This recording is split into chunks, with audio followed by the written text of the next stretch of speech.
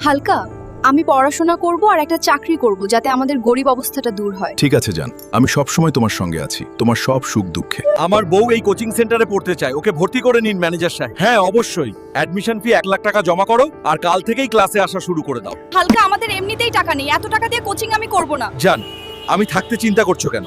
তোমাকে পড়ানোর দায়িত্ব আমার, তুমি শুধু পড়াশোনায় মন দাও। বন্ধুরা, আমার বউ পড়তে চায়, সরকারি চাকরি করতে চায়, ওকে পড়ানোর জন্য আমার কাছে টাকা নেই। লাইক সাবস্ক্রাইব করে আমাকে সাপোর্ট করো যাতে আজকালের মধ্যে একটা কাজ পেয়ে যাই। কাকা, আপনার দোকানে আমাকে একটা কাজ দিন, আমার টাকার খুব দরকার। আপনি যে কাজ দেবেন আমি সেটাই করব। জান, তোমার পড়াশোনা কেমন চলছে? হালকা, আমি খুব মন দিয়ে পড়ছি, কিছুদিন পর আমার চাকরির পরীক্ষা আছে, তখন দেখা হবে। বন্ধুরা, আমার বউ পরীক্ষায় পাস করে গেছে, ওর এখন ইন্টারভিউ চলছে। হালকা, আমি ইন্টারভিউ পাস করে গেছি আর চাকরিটাও পেয়ে গেছি। হালকা, আমি অফিস যাচ্ছি।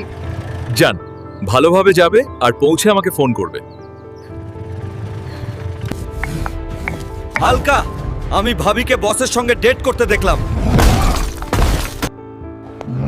এমন কিছু নেই যেটা আমি তোর জন্য করিনি, তবু জানি না আমার ভালোবাসায় কিসের কমতি ছিল।